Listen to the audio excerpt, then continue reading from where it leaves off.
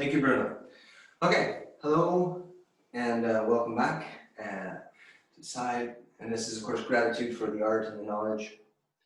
So start with a warm-up, as we usually do. So we're going to have our left foot forward this time. Make sure that your feet are shoulder width apart. That's key to the stability of the stance. And then we'll start here with the hands on the belly, back straight, forward only, and back only. So we're thinking about all the weight on the front foot, all the weight on the back foot, without the head rising up or down, but just back and forth, back and forth. Breathing in and breathing out. Now, put your mind into the air. Visualize your spine being very correctly up and down without bending forward at all. And in order for that to happen, the shoulders have to be over the hips. So as you push your hips forward, your shoulders come with them. But they have a relationship where if you're relaxed, on a very small level, there's a little lag. It's not exactly together, there's a little lag. Pulls it and then pushes it. So you can sort of be aware of that. It's a big part of this very internal dynamics of the movements we want is the relationship between the shoulders and the hips.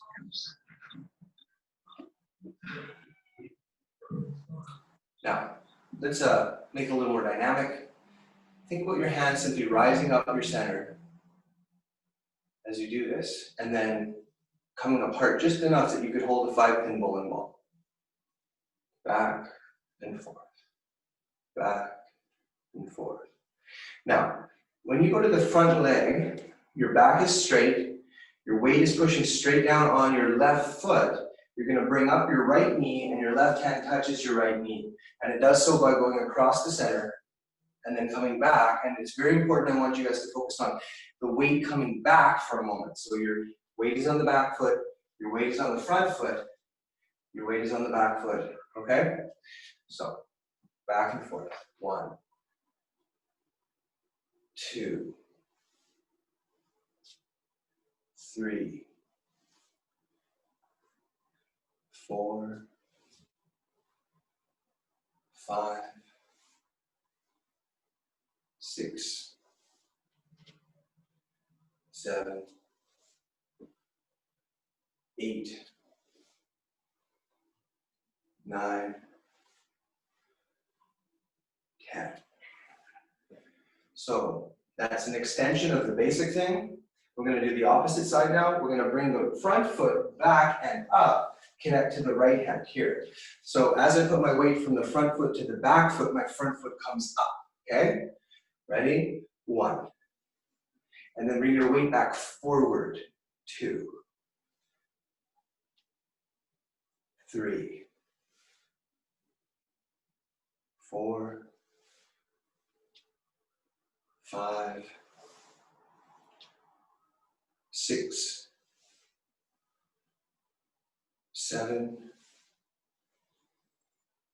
8, 9, and 10. And now we're going to do both knees. So I'll go back knee, front knee. And we'll call that 1. Okay, ready? 1, 2, 3, 4, 5, 6, 7, 8, 9, 10. And then switch. And then we're doing the same thing. So the left knee to the right hand, 1. And then back, feel the weight come back, 2, 3, 4, 5, 6, 7, 8, 9, And now the front knee comes back and up. Keep your back straight. Be very conscious of your back. 1, 2, 3, 4, 5, 6, 7, 8, 9, 10. And then together, back knee, front knee. 1, 2, 3, 4, 5, 6, 7, 8,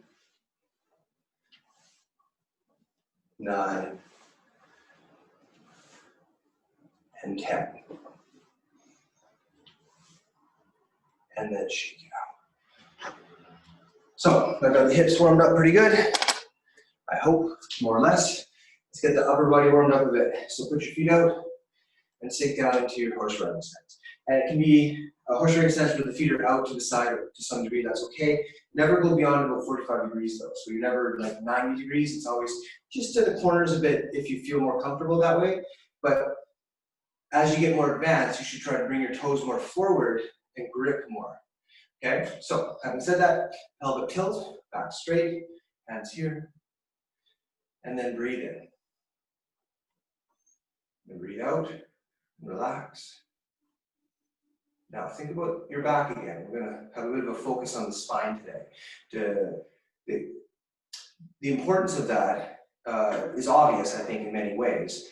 But one of the concepts I like to think about with that idea is that, like I had a teacher many years ago say, he thought of the spine as being an extension of the brain. And actually that's pretty good because it's not brain tissue, obviously, but the signals that the brain sends out and receives travels through the spine to a large degree, and that you want that highway of information to have no impediments along it. So the back being straight is what allows for that signal to travel as fast as it can. Your back's all, off balanced here. You can think of it like a clog in a drain pipe, so to speak. Okay, so you want to keep your back as straight as you can, up and down. Of course, it's not perfect because you're a living creature and there's no like straight lines in nature, but there's a feeling that comes from that, and that's what this is to stimulate. Now, breathe in, bring the hands back. Breathe out, and push and bend your wrists. 2,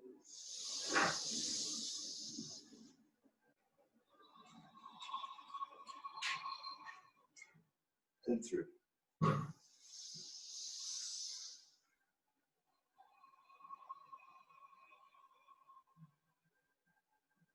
Now turn your hands, right hand above, left hand below. Here. Now from here, breathe in, raise your right hand up to the top of your head, turn and reach out into the back right corner, and then turn your hips forward and bring your arm around, one joint at a time, to where it started. Breathe in, look, reach out, breathe out.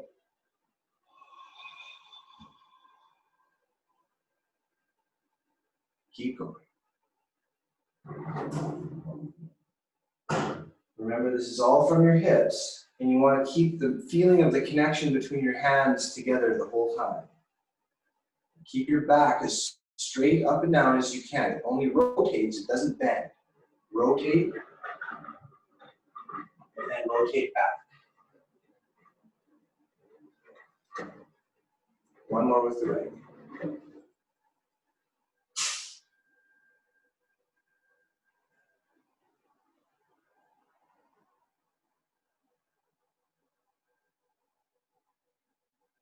Now, left hand comes out and on top, right hand comes down. And then feel the connection. So keep the back straight and do it again. The left hand reaching up and out to the back corner. And coming back one joint at a time. Shoulder, elbow, wrist.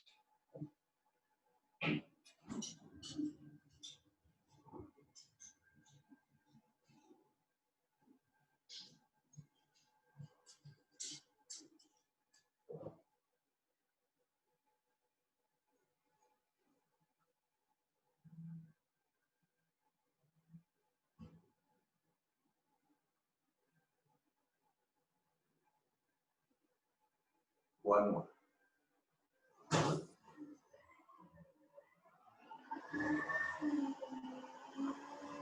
back. Exhale, one joint at a time. Hand fall. Left foot in to right. Breathe in. All the way up, all the way up, all the way up, and then pull down. Around your hips. Keep push down the back of the legs. Around the toes. Come up. And push up and out.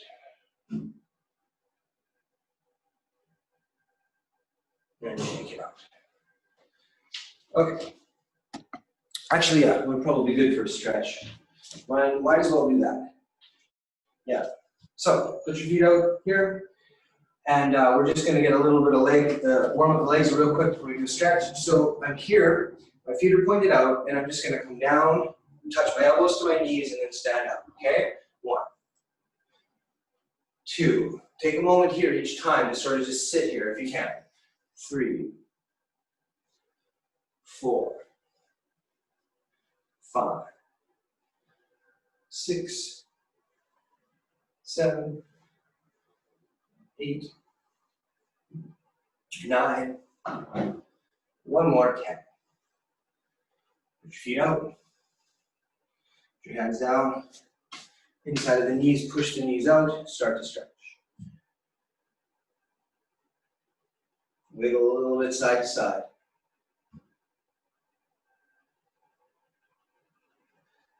And then focus on stretching the hips equally to both sides. Let your elbows come down, hands to the floor, and just sink and relax.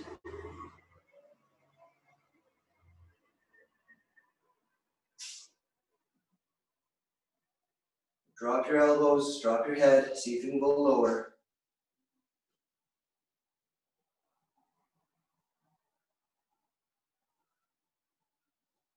Straighten up.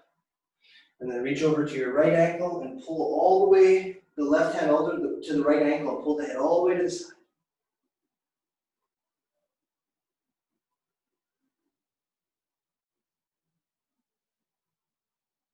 Come up. Switch sides, left hand to right hand to left ankle, pull all the way to the side.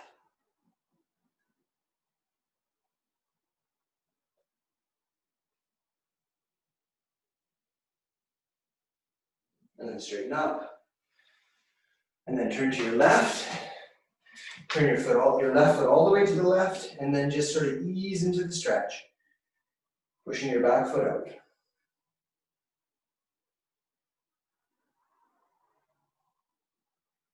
Pushing a little more.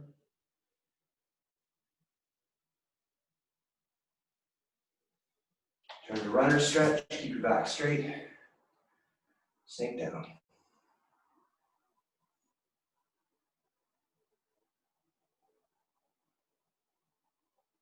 Put the back knee down, push your weight forward.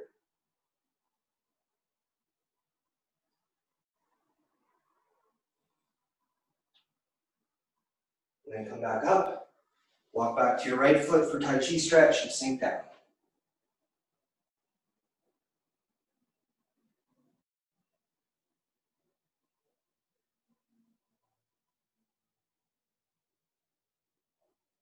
Flip the foot, straighten your back, and then turn to your right. Ease into the stretch, turning the right foot all the way to the side, making sure that your weight's supported over your right foot correctly. Your right thigh muscle is bearing a lot of the weight, and sink.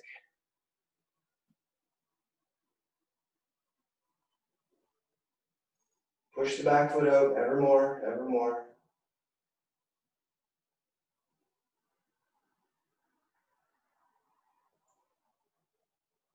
And then turn to runner stretch. Keep your back straight.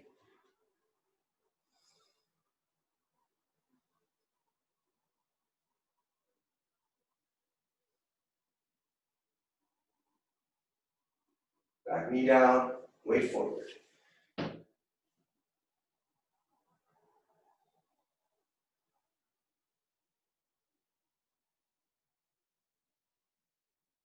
Then walk your way back to your left foot and sink into Tai Chi stretch on the left.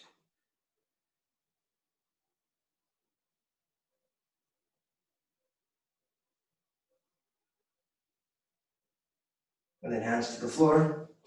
Work the feet in. Take a moment here to stretch the back of your legs. It's an important stretch. And then slowly breathe in, bring the hands up the back of the legs. Breathe in, breathe in, breathe in. Bring your hands to your kidneys, the lower back. Push forward. And then bring your body in alignment. Keep your head still and move your hips around in a circle. And then move your hips around in a circle the other way. Keep the head still. And shake it out. Good. So, upper body stretch. So, stand, feet shoulder width apart. Bring your hands up and breathe in. And out. In. And out. One more in. And now relax the shoulders and reach out. Hold the reach. Extend the arms. Now look at your left hand and turn your palm up as if you're holding something in your palm.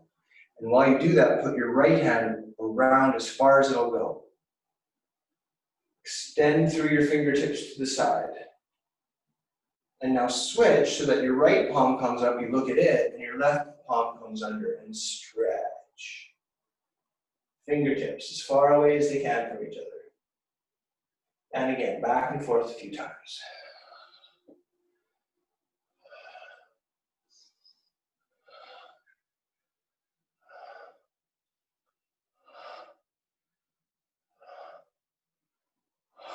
And then drop your hands slowly. Breathe in. Breathe out. 2, 3. And then reach for the ceiling. Palms straight forward, high as you can reach. Look up, stretch up. Now very mindfully, bring your weight forward and push your heels up. Keep your balance, push your toes down. Stretch between your fingers and your toes.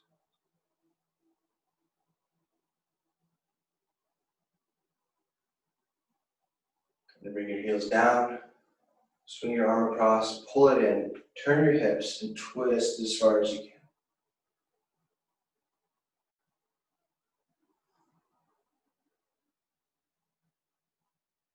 Drop your arms, reach up with the other arm. Again, hips first, then the arm, and twist as far as you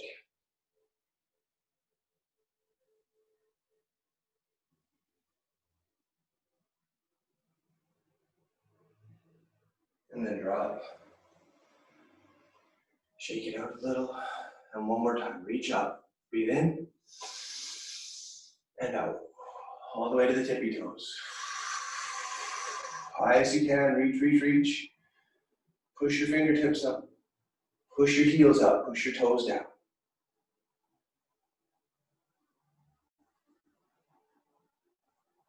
And then let your heels down. Reach down your spine with your left hand and pull the elbow up with the other hand. Just opening the armpit, really, really stretching the side of the body. And drop the arms. And reach up again and pull.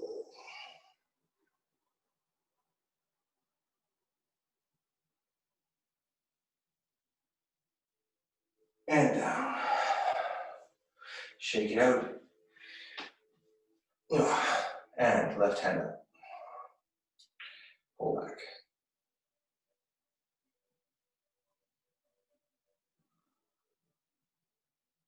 Come back in and push the fingers up and back.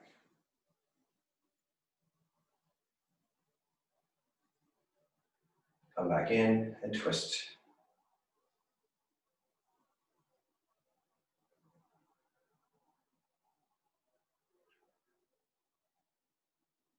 And then come back around, crane beak. Remember how to do a crane beak with all the fingers here.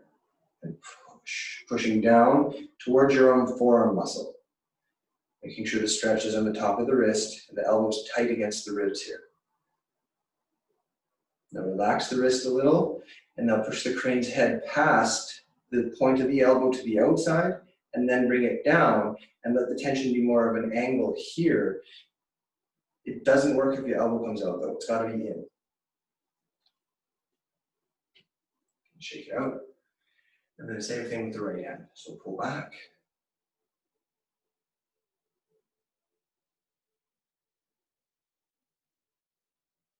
In, over, push.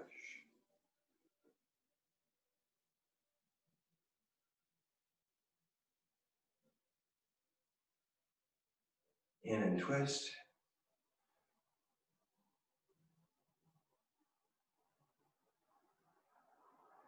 And then crane beak, and think of the alignment between the center finger, thumb, the center of the elbow here. Push down, bring the fingers in an arc towards the forearm muscle.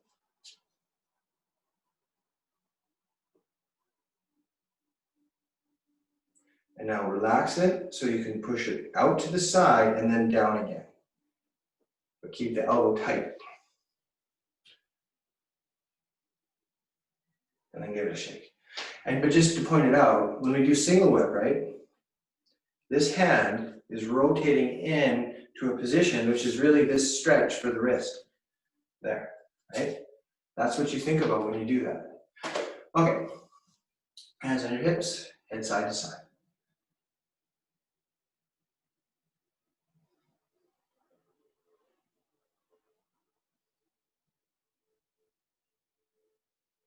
And then roll, roll, roll, roll, and roll.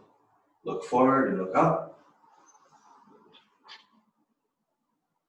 Down. And around. 1, 2, 3. Other way. 1, 2, 3. Okay, so let's jump into the form, of course.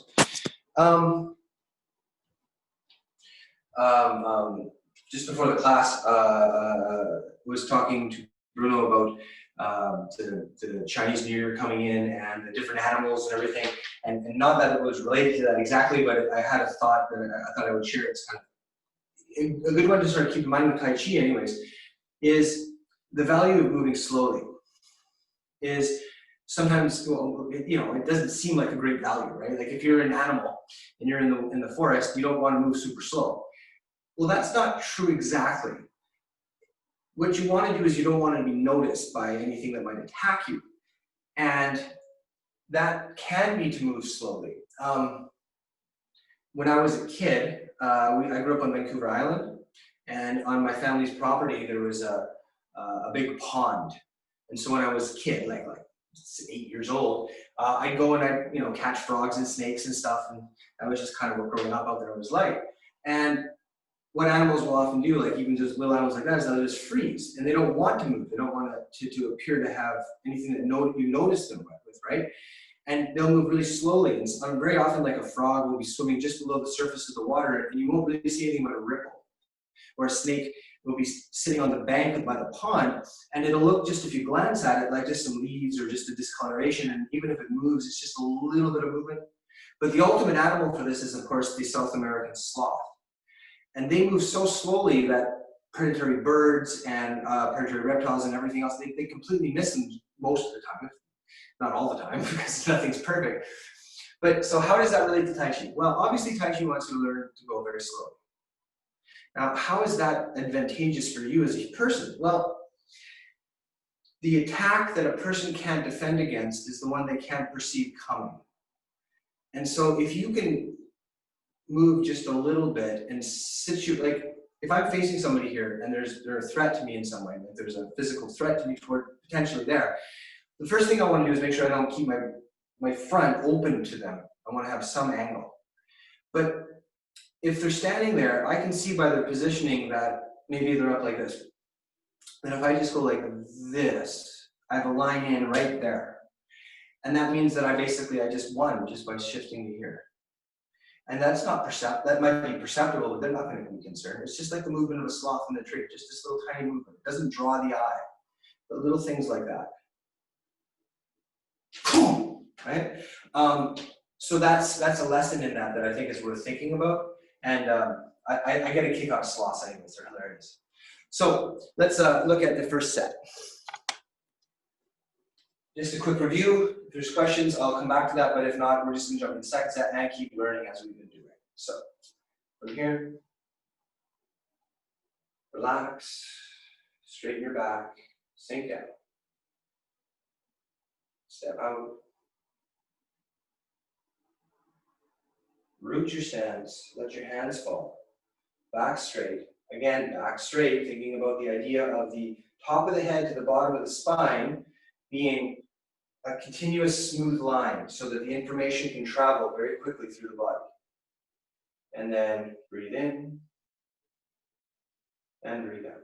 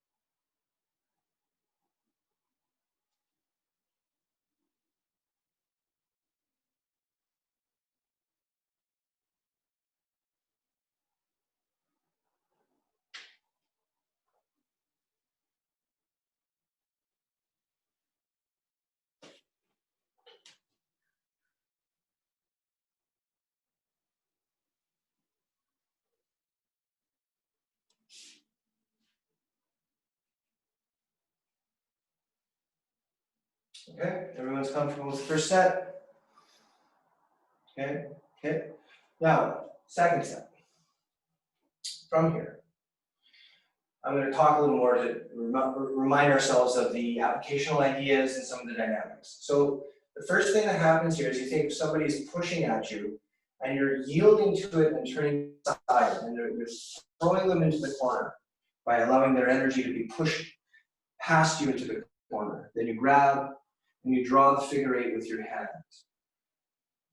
And you throw away, and now you're rolling, someone energy's pushing towards you, you're letting it come in.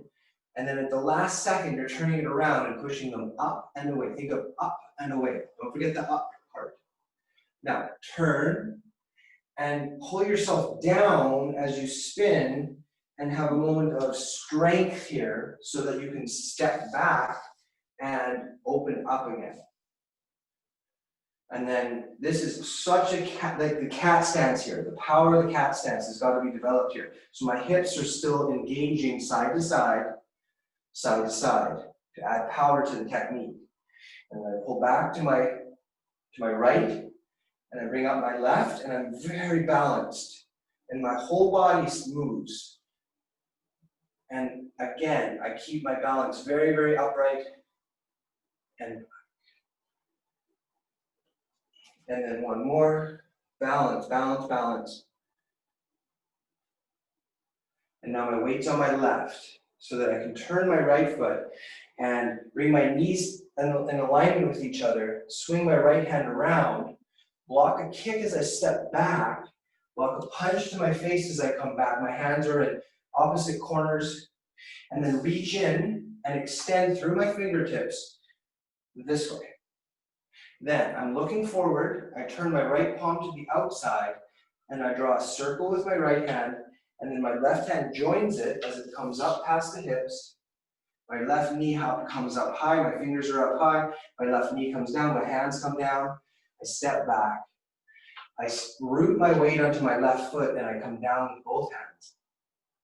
I look to the front, and I clear with my right hand, keep away with my left, and then I turn back to the front, striking with the back of my right wrist. Now, look to the side, rock back, turn your right foot to the side, draw a circle with the left hand. And then the right hand comes back by the eye, and you have eagle spreads and swings posture. Strike the temple, cup air into the ear, grab the back of the head, push it down, and then solid stance, left hand under right elbow. Step forward, push down as the right foot comes forward. Right hand comes up, left foot comes forward, turn to the side, rotate the palm forward, left hand on top of right forearm. Step out to horse riding stance and draw a circle at solar plexus height, that's small. Align with your knees, that's medium, and align with your ankles, that's quite large. And then come back. Protect yourself, push away. Clear to the side. Close your right hand into a fist and punch, hook punch. Hooking inward, bang, right there. Now turn to the right, cat stance, take your hand behind your head and down, striking out, blocking, coming up, hook punch again. Scooping down, scooping up, push, poke, punch. Bring your hands together, turn them, open the right hand, sink down slightly. Turn them counterclockwise, 1, 2, 3, rising up, pushing to the corner, catching a sparrow by the tail, as it always is, or always has been anyways this far. And now, single whip, turn to the corner though. So the attack is coming from the corner now. 1, 2. Exactly the same expression, but diagonal across the room to there. Okay, I think this is as far as we've gone. Now, let's take an idea though and play with it for a second before we move on. I imagine I've talked about this at least once or twice, but it's a big idea and I need to come back to it once in a while. The idea of expressing what's called fajing. Now, without getting too caught up in the theory behind it necessarily, the key thing is that it's the maximization of body power in like a strike. So how much strength can I hit with? I've got to use my body kind of like a whip, where when you crack a whip, it extends out, and the last moment, its maximum extension is hit, and it just vibrates right there. And that's where it becomes taut. Your muscles do that. They do that in an amazing way. If you look at a lot of the old warrior cultures in China and Japan, they had a real big reverence for the bow and arrow, and people that are really good with the bow and arrow. And one of the reasons, though, is that the bow being pulled back and then being released is a perfect symbolic and literal, actual, way representation of what your body does. So your body is the bow. It pulls back and it releases tension. So let's have a look at a technique from that perspective and see if we can, well, just draw a bit of stuff from it, okay? And we're going to work on the technique that we just sort of did. So I'm going to go to the corner here, and I'm going to turn, and I'm going to think of hitting down with my hand here against something with the back of my knuckles here. So the movement goes, and here, when I hit, I want my wrist to actually be fairly loose. It's still a fist, but it's loose enough that it can bend. And then what you do is when you bring everything to a stop right here, your wrist will sort of vibrate like this, okay? So we don't need to worry about coming from the corner either. Just cat stance, right foot forward, bring your right hand around the back of your head, and then come down and see how it shakes it a little bit, like this, okay? So just do that a few times, get the feel of it, but remember that your hips have to be involved. Okay? And you got to commit to it. You got to throw some weight into it.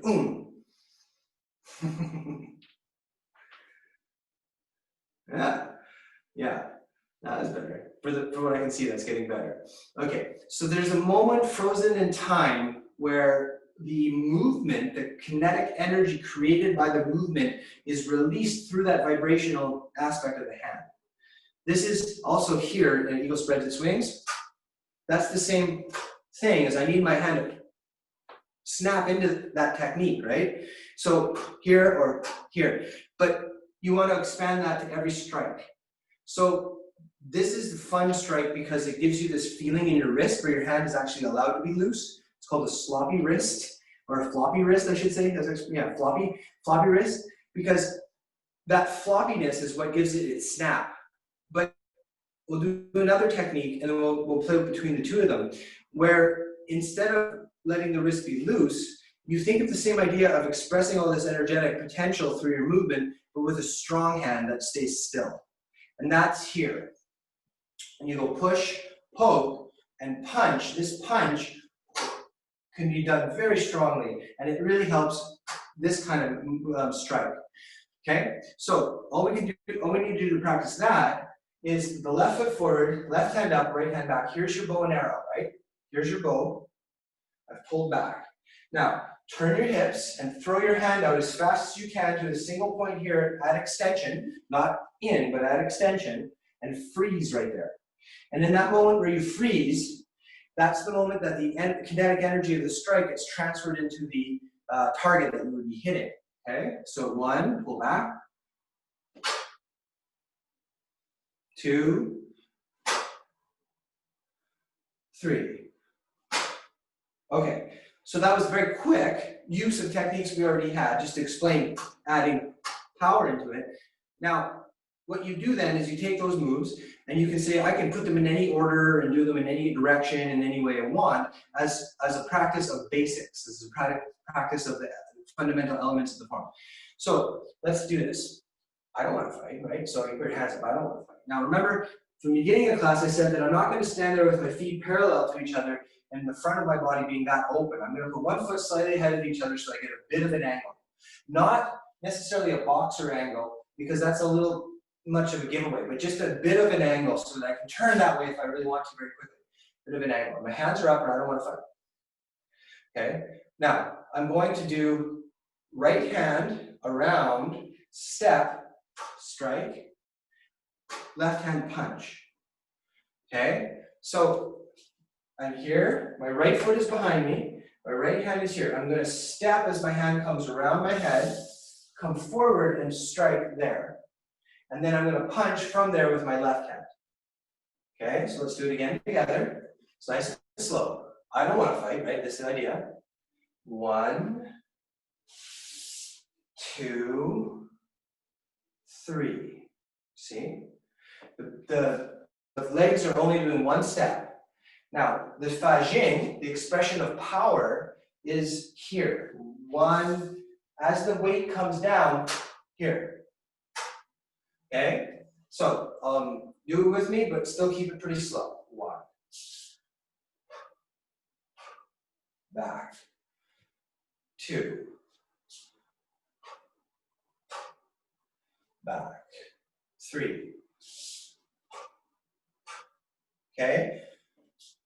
The reason that I like using punches for this type of stuff, or using your fist, because that squeezing when you hit is really good for your training open hand technique. Now, what are you doing? Somebody's potentially threatening you. You're going to go, oh, I don't want to fight. I want to go home. I just, relax. It's all fine. And then they attack. And when they attack, you move in and protect your head. So it's a punch to the head. This is a block. You're clearing anything that's in front of your head and moving forward. And then you're going to hit down on the top of the bridge of the nose with the 2 knuckles right here. Right at this point. Boom! Now, just to be honest about it, that has the potential of causing a nosebleed, so be careful with blood. You don't want to get blood on you. But nevertheless, it's going to knock their head back this way. Right? It's going to knock their head back like this, and then you're going to go and punch here. And that punch is going to go to here, so they go back and they go here. Okay? So ready? From here. I don't want to fight. And 1, 2. Okay? Again. 1, 2. Good. Now just try it a few times and you'll get the feel of it.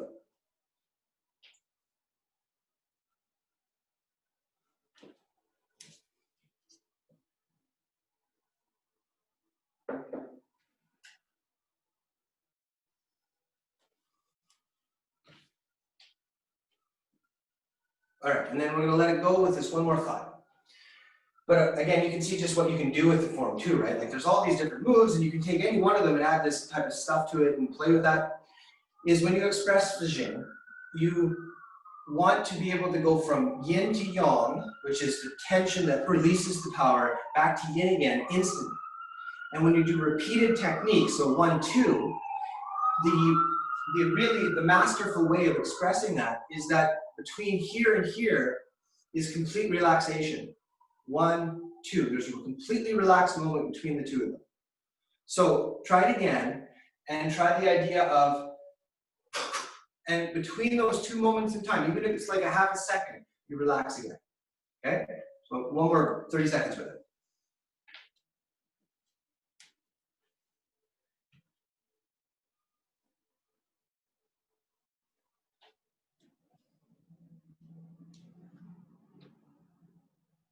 Good. One more time. Yeah. So this is an important skill, and it's an important way to sort of tease out more of what's really going on with the Tai Chi form. So if we go back to the idea of the sloth is a great animal for not looking like something that needs to be you need to be concerned with, right? So you're just part of the crowd, you're part of the background, and you move in such a way that it's hardly noticed. But then out of that comes powerful technique, and then you go back to it again, and you have high level skill. In fact, the highest level skill is to go from, as I said, 0 to 1,000 and back to 0 again as fast as you can. All right, let's keep moving with the form. So from here, you do a hook punch, turn, and come down. Punch, scoop, kick, push, poke. And there's that punch we were just working on. Now, hands together, turn, sink down. Open the hands, counterclockwise. 1, 2, 3, and catch a sparrow by the tail.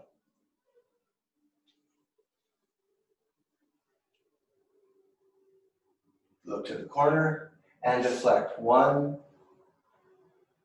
2, and step out into single breath. Now, the next thing is a whole sequence of movements called cloud hands. So I'm just going to face the camera because you can see me. I'm doing a diagonal single whip, right? So to the 2 corners. My left foot is in front, and this is, by the way, just an extension of I don't want to fight, right? One foot is in front of the other towards the front, and the hands have come apart, but they're only coming apart from that relative position. Now, the first thing that you think about is the person's going to try and kick you in the belly. And so what you're going to do is bring your left foot to your right foot. And as you do that, bring your left hand across to block that kick, right? So the kick's coming in here and you're clearing to the side this way. Okay? Where's my, there, here. Here's the kick, right? And I'm clearing this way to the side. So when I do that, my left hand comes down, my right hand here is up at shoulder height. So I have this positioning where one is up, one is down, and my feet have come together. Now I'm going to switch them so that what is up goes down and what is down goes up. And then I'm going to bring my, I'll do it facing this way. I'm going to take my left foot and step across, and then I'm going to take my hands across with my body. This way. So let's do it again. I'm sorry, I'm turning around too much. Just go from here. So just mirror image of it. So I come back, my left hand comes to my right hand, my feet are together. My right hand comes down, my left hand comes up. Now my left foot steps out, and then my hands come across the front together. And now they're both on my left side. The one that's below goes above, and the one that's above goes below. And then my feet come together, and then I go back across to where I started from. Okay, so that would be one cycle of cloud hands. It repeats, but let's just do that a couple more times. So from here, I come back. My hands up to down, and then across. And then my feet come together as my hands go from up to down, and then they go across again together. Good. One more time from here. Ready? Come back. Up. Across. Up. And across. Okay? Now, the only thing I'll mention for technicalities for now, well, a couple things, I guess, a couple things. So first, make sure that you go across at head height here, and here, below the belly button, but just here, basically at the dantian here. This hand is leading with the outside of the wrist here, which you've already learned in this move here, where you strike with the back of the wrist, but it's this way. So it could be a strike, you could be striking, but I often think of it more as a block. I'm clearing a block to the face away here. Okay, this hand coming this way is definitely the palm heel. The base of the palm is going across. And it's, again, you can strike with this, you can hit this way, but I think of it very often as a block as well. So what I think about here is I'm blocking two at the same time, essentially. So if somebody's like punching at my face and then punching at my belly, I can separate them, but I'm clearing across with both hands, clearing across with both hands. Okay? So let's put a few together, because there's a series of these. So I go to here, and I come back. My hands go from up to down.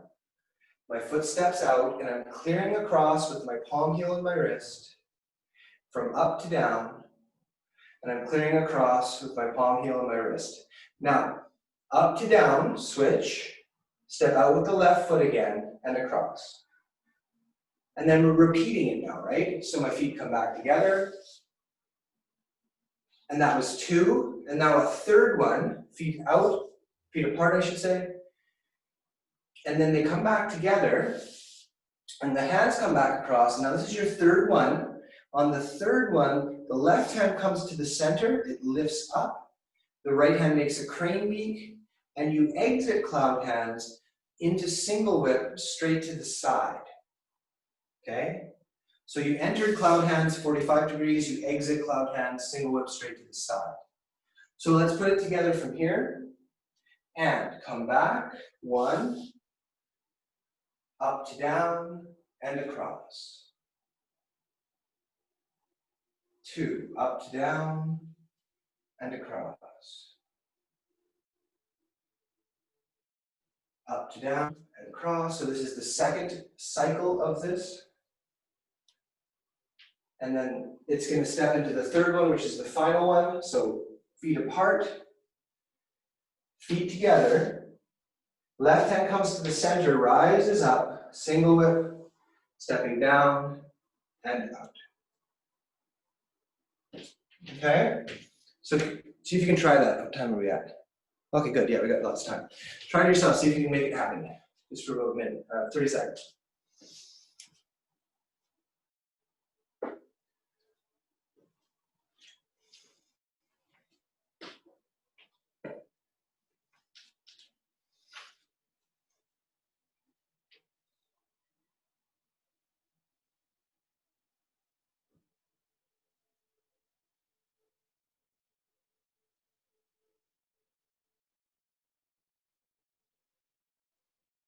Good. Okay. I'll spend more time with this one day, but single whip is a really important technique. It comes up a lot. It's all happening kind of up in this area though. So if you ever find your hands coming down too low when you're doing the single whip transfer, they need to come up a little more. So when you do that final one, right? So my feet are together, my hands are coming across here. My left hand comes up the center, and then right at this level, sort of the top of my chest to the bottom of my throat, that's where the hands, see they cross here like this to come out. So just paying attention to that, I'll stress it a little more. This also occurs in a number of other places, and I'll point it out. So eagle spreads its wings. When I go here, and my other hand comes up, they're crossing there.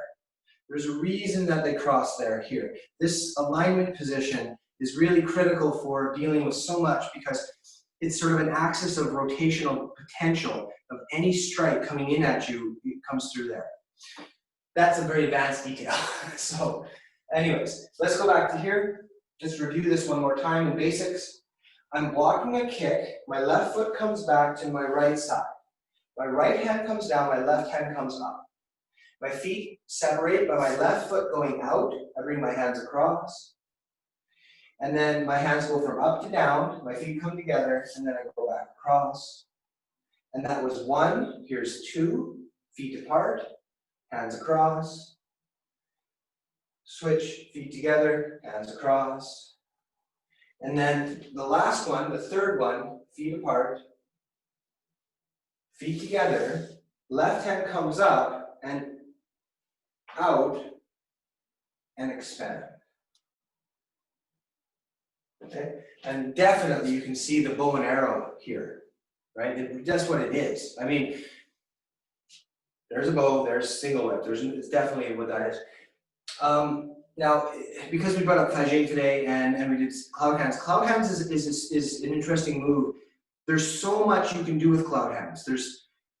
It's one of these ones where it's like I'm kind of at a loss in a way to describe it because it's like you could do anything with this one. But the thing that since we talked about Fajing is sometimes I'll practice with a heavy bag to the strike. And what I'll do is I'll shift this way. So what I'm thinking about is clearing a strike that's coming in on my head, and I could even hit the person who's trying to strike me with their own arm, essentially. And then you hit the ribs underneath at the same time. And that works really well, especially if you put your body weight into it, because there's just so much power there. So you could think of it kind of being like this way and this way. But again, I don't want to get too caught up in that anymore. We did a lot of that today. So just think of the fluidity of this. Here, drawing your circles, right? All right, where's the time? Okay, let's have a review. I think a review of the second set, and then we'll finish for today. So from here, coming up, relax. Now, imagine that as you do this, people are really pushing and pulling and grabbing at you. And one of the things that you hear when you read the advanced teachers talking about this stuff is they say that the goal is to practice literally the same way you would engage in a self-defense, a real self-defense scenario. And that means what it says, which is they see at the highest level of skill being actually totally relaxed as you do these things, even if it uses Fajing. Because remember I said the ultimate skill is to come back to being relaxed. In the face of that kind of serious threat, it's an amazing concept to aim at. So when we're here, really allow yourself to think that you are throwing somebody behind you. And then the person is running back into attack and you're okay. Just continue to flow with it. There's no threat there, really. It's just something you have to monitor and stay with. And it keeps changing in dynamic, and you keep adjusting. No matter what happens, you're flowing with it. Your mind is right there, never running, never hiding, always staying on top of it, and comfortable, relaxed.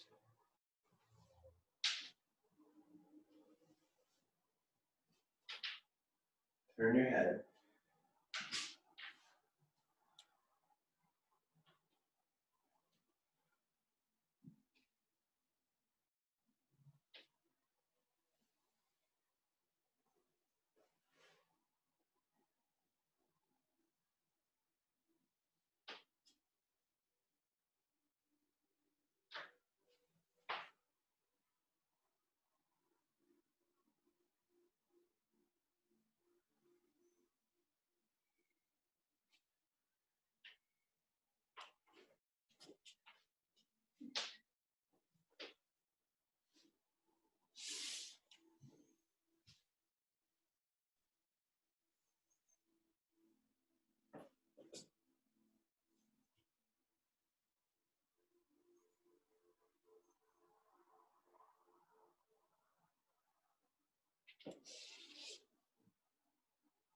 Think about the strike that's there, and then deflect. And then punch.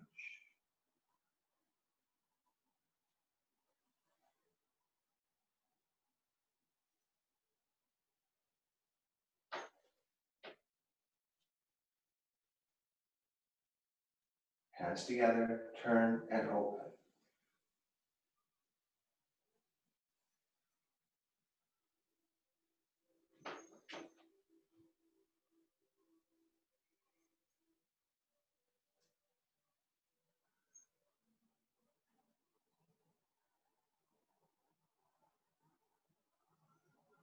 Single whip to the corner and out. And block a kick. Hands switch positions up to down, and then 3 times. 1 across. Together. Across. Together. And then a 3rd time. Across. Together. Left hand comes up the center. Stepping out, single whip to the side. And that's a good chunk of information for today. For sure. Then you're just 2/3 of the way, just over 2/3 of the way on the second set. But again, just to reiterate the final thought, sloths, tigers, birds of prey, those animals are specialists. They hone in on a precise behavioral ability to give them their livelihood. Human beings should develop the range of behaviors, a range of potentials. And so to go from sloth to tiger and back to sloth again, that's how you really want to develop your Tai Chi. So thank you very much for your time. Have a great week ahead. Take care of yourselves.